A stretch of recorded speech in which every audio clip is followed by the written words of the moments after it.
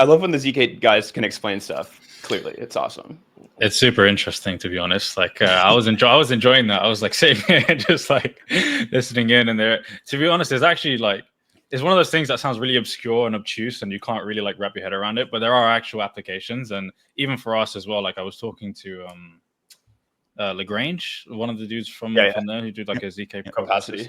Yeah, and there's applications even for us in terms of like, we want to see our LPs in terms of like our liquidity pools, who's like allocating the most, so we can potentially reward those people, and like having that live on a leaderboard and all those sorts of things, which otherwise you would have to do off chain, and it's all clunky and ugly, and it actually just does solve a problem, which is rare to hear for infra nowadays anyway.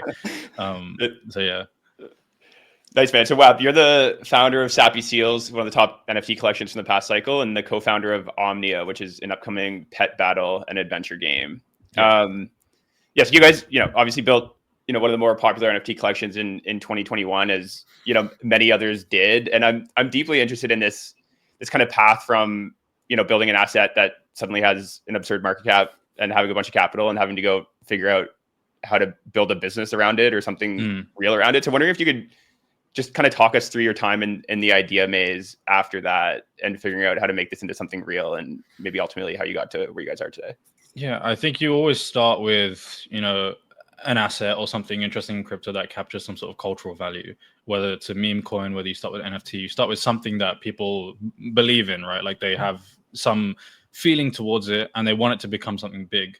And the next step is kind of like, how do you turn this into something big? How do you make it into something that's an ecosystem that other people can participate in, not just speculative traders, but people that actually want to experience, real products, things that improve their life and like, make their day-to-day a bit better. And, they come home and they experience something that you've created.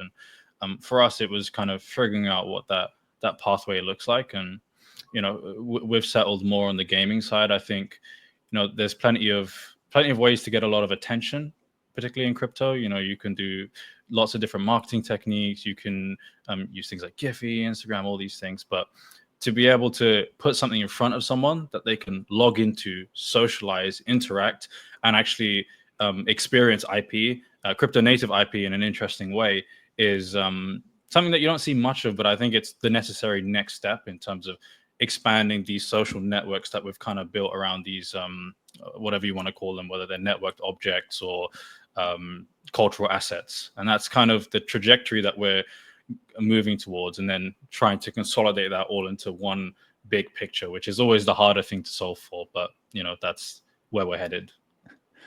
Yeah, I mean, choosing gaming as a category to go build in isn't like the easy path by any means. I think gaming is notoriously hard to invest in generally, especially with the limited distribution that exists. But so I'm curious, what has underwritten your conviction in that category? I mean, just on a personal note, our team has a very deep background in that space, whether that's competing, whether that's on, advising certain titles and helping them become successful, whether that's even developing and supporting them, designing even.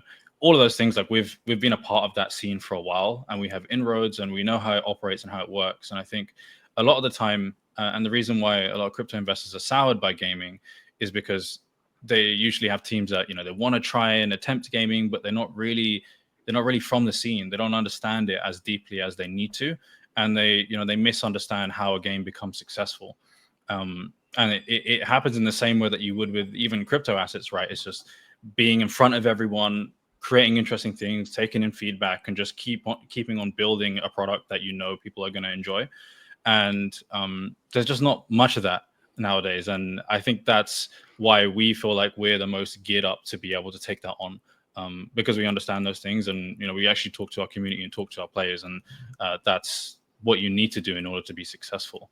And of course, also just as a company, as a brand, IP is something that I think we have a very good grasp on and a very good idea on how to distribute that at mass scale. And that's really what you need. You need the eyeballs, and then you need obviously the retention in terms of like having some interesting but familiar loop that keeps people's attention stuck on your product, which, it kind of requires every single discipline to come together, like the creative marketing side, the art direction, the game design, the development. Having all of these things together is really hard, and then you slap crypto on top of that, which makes it like mission impossible. But yeah, at the end of the day, someone's got to crack that, and I think that we're going to have probably the best shot in crypto right now to do that. Yeah, I mean, you guys have been leaning in hard to Roblox, and I saw that you have 2 million monthly active users on your like Seal racing game. So yeah, I'm interested in kind of understanding the dynamics exist in Roblox a little better. So obviously the 400 million daily active users is a very alluring target base to go after, and clearly you've had some success attracting them. So like, how do you go build a game on Roblox and get in front of these people? I think I saw you mentioning like gaming the algorithm a bit. I didn't even know there was a Roblox algorithm. So talk to us about that world. It's insane how organized and how data driven the entire Roblox scene very much is. Like, first of all, it moves at the speed of TikTok. And I mean, every single week there's a new game coming out that has all the Roblox influencers posting about it. And then the next day, another one comes, and it makes it really hard to retain players because there's always something being blasted in front of kids, and not even just kids, but like the audience of Roblox, which is actually kind of aging now. And you're fighting against that. And then you also have the data-driven analytics that the Roblox engine actually has. And it very much works like a YouTube algorithm, for example, where it analyzes your D1, your D7, your D30 retention. It analyzes your conversion to paying customers, the AR, PPU, everything to do with your game. And then those analytics for your category of game, they then put you in a percentile. And the higher up in those percentiles you get, the more it organically pushes your game. And so we actually haven't spent anything on ad spend apart from like $20 at the start to get data. And that was just purely from creating the loop, obviously, creating something that we thought was fun and interesting, and that was a little bit different to what already existed, but familiar. And then, slowly juicing those like analytics as hard as we can through just the data that we're receiving to keep pushing that forward through some social marketing as well, and everything through TikTok. And and from there you can just by observing how players are interacting with the game, just continue to keep pushing and growing as long as you got your eyes on the goal effectively. So I mean, just walking to use the restroom on an airplane, and all the kids are they're on this thing, man. Or it's all over the place. We have to jump in, Josh. I feel like we have to start Robloxing. It's already too late. Dude, I tried. I gave my 6-year-old it just because I wanted to watch her play around with it, and I could not figure out what the hell was going on. Boomer Josh. You guys also just did a sticker pack drop at sold out like instantly, I think. So I'm curious what's happening in the TG sticker world, and maybe how that ties into your broader strategy. Yeah. So I mean, Telegram. I have the belief that Telegram has the best shot at consumer crypto distribution, right? Like, they have a very crypto native audience. They have their own blockchain already tied to their app, and they're experimenting with the mini app ecosystem, which I do believe is probably the future of how most social networks are going to become or going to be. If you look at even things like Netflix now, you can play games on Netflix as you're scrolling through your TV.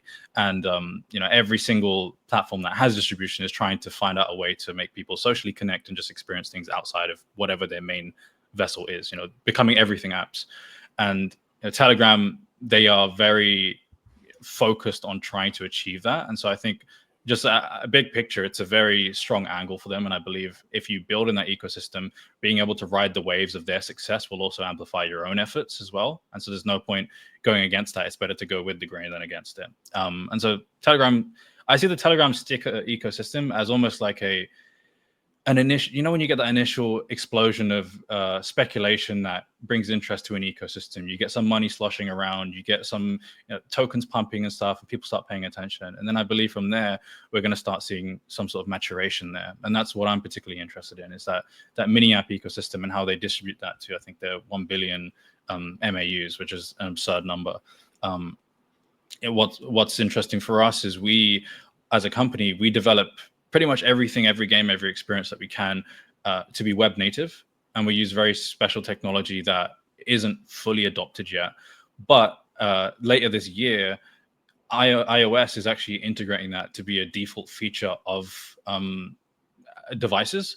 And so Telegram is going to be able to natively hook into this. And I think there's going to be a gigantic explosion of these desktop quality applications, games, experiences that are going to be accessible on your phone through Telegram. And I think when that happens, it's going to completely change how we view gaming, how we view just interacting with apps in general, right? Like, you're used to maybe downloading Steam, or you're used to going on the App Store. But, if you can just use an app you're already familiar with and it's already serving you things that it knows you like, then consumer behavior is going to change. I think steering towards where that puck is going is I think what everyone should be doing. And I think Telegram is the spot to do that. But TBD, a lot to for them to figure out, a lot of execution on their end. And then also stars aligning on the iOS side and everything. But I think if that happens, crypto is going to have a massive opportunity here. And I want to be ahead of that. So you're also building Omnia, which is a standalone game. Is the way you're thinking about it, is that your big bet? And Roblox, Telegram are kind of top of funnel distribution channels that you're ultimately trying to pull into Omnia, or what's kind of the broader strategy? Yeah, I mean, I don't necessarily have the company's not hinging on one success. I think we want to be able to hit all of these different angles at the same time and have a level of depth that, if you want to venture further into the ecosystem and experience a more crypto native experience, you can do that. And then having things like Roblox, as you said, as a top of the funnel. What's particularly interesting, and I don't think anyone's doing this in crypto yet, but we're exploring potentially doing this. And it's, with Roblox, they're very social. They talk to each other through TikToks. So they're actually getting attention on the conversations they're having in the same way that we would message each other on Twitter. They talk to each other through messages over videos. And there's a lot of that. And I think you can actually use that social funnel by creating almost like light or smaller, simple versions of your game, creating a fandom behind that, and then being able to funnel that towards specific games that then become a full-on title. So, like I said, we've got 2 million MAUs on Surf on a Seal. Imagine if we went out tomorrow and made a proper, Steam game called Surf on a Seal, and that became a full-on title. Now we've already got a gigantic audience that was relatively easy and cheap to capture, that are then going to go and migrate to that product. And I think that is the way that people can scale their products in crypto while tapping into a native audience. Got it. People haven't dove deep into your world. They might not see the rabid community that you sort of stewarded over the last few years. And we've had the pleasure of sort of watching you do that. And so I'm curious, as you reflect on community building, what do most founders get wrong about that process? I think there's often a wall between their community and them. And I think you do need to get into the trenches a little bit and just talk to them daily, talk to them like they're your friends and the people that you want to talk to. Because if you feel like you have to add some sort of layer of separation there, then something's evidently gone wrong. And that's the thing that I always think people miss. And then also not being afraid to kind of test the things that you're creating with your own audience and your own community. Particularly on the gaming side, what I found interesting viewing a lot of, I'm not even talking crypto games, but just like Web2 games even, is that the developers, the founders, the creators don't actually play their own games with their own community. They don't live stream with them. They don't compete with them. They don't do any of these things. And I think if you're able to do those small things that show that you're with them and you're actually enjoying what you're creating with them, alongside them, that it creates a whole different dynamic that I think most communities don't tend to feel. And that's why, for example, tonight we're doing a massive game night in our Discord where we're actually playing the Roblox game together, and we're going to bring everyone in to kind of do that. And I think those things are what change the dynamic, and people should do a bit more of that. Well, very, very quickly before we let you go, I need to ask what the hell's happening on Seal Twitter and Seal Talk. Those guys are deranged. There is I didn't realize, it hit me a while back, but there's this massive cluster on the internet that is specifically devoted to seals. And you see parts of TikTok and Twitter where they just post hamster videos or dog videos or cat videos, and those have their own sort of memetics behind them. But the seal community, it's like outside of Sappy seals, like the normie seal community, they run so deep. There's Discords and these little networks and group chats that they're all talking to each other in, and it's unlike any other animal community that I've seen before. It's this decentralized cluster. It's almost like it's already its own social network And I'm just thinking, well, they seem very underserved. They seem like they don't have people making products directly for them. So why don't we? And that's already just a massive audience. And as that continues to grow, and I think it's growing. I think seals in particular as an animal are growing amongst Gen Alpha very rapidly, because I think they're just really stupid, which fits into Gen Alpha memetics.